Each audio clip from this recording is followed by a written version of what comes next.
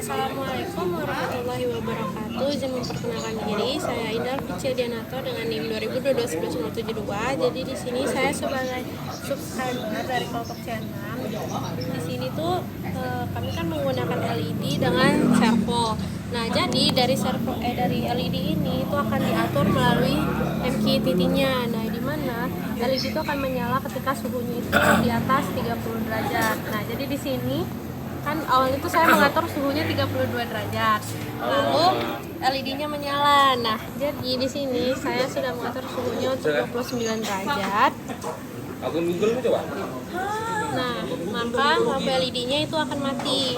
Nah, untuk mengatur si servonya ini agar bergerak itu dia harus di atas dari 300 ppm.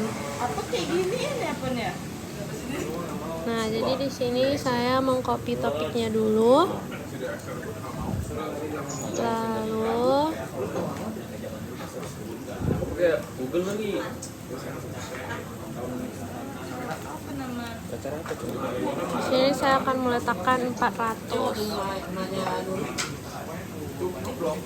Nah, dapat dilihat servonya ini bergerak ketika diletakkan 400. Nah, bergeraknya itu sebesar 90 derajat.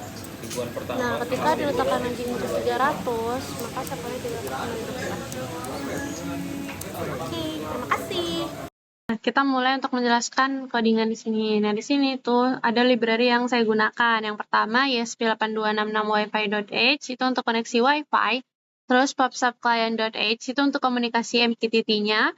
Lalu Arduino JSON itu untuk memproses data JSON yang diterima dari MQTT. Servo.h untuk mengontrol servo motor.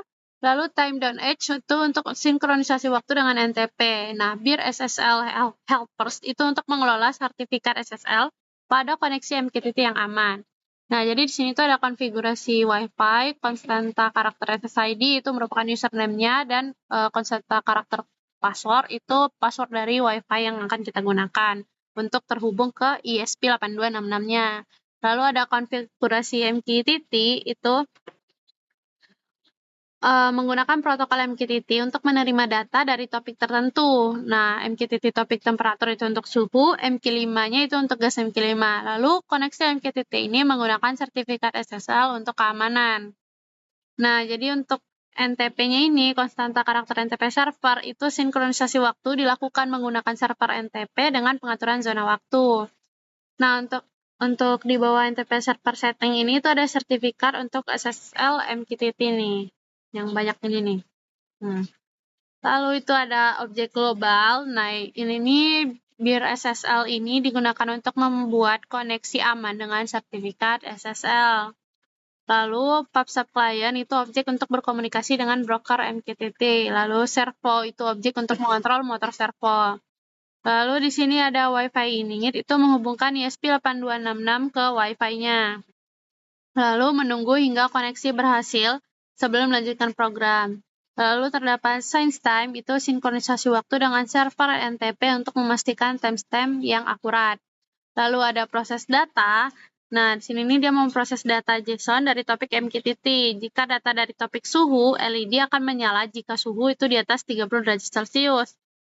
Nah, yang kedua ini, ketika ppm-nya itu di atas dari 300, maka servonya bergerak ke yang 90 derajat.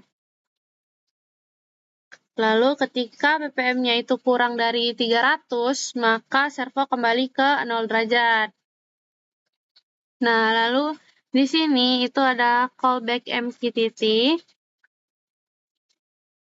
Nah, jadi itu untuk menangani pesan yang diterima dari server. Data pesan diparse sebagai JSON, lalu diproses menggunakan fungsi proses data. Lalu ada MQTT init, itu menginisialisasi koneksi ke server MQTT dengan SSL. Jika koneksi gagal, proses akan terus diulang hingga berhasil. Lalu terdapat setup di sini. Nah, setup ini itu menginisialisasi serial monitor, Wi-Fi, sinkronisasi waktu, dan MQTT-nya. Mengatur pin LED sebagai output, menghubungkan servo ke pin yang ditentukan. Lalu untuk loop ini dia mengecek apakah ESP8266 masih terhubung ke server MQTT. Lalu dia juga akan memanggil fungsi client loop untuk memproses pesan MQTT yang diterima.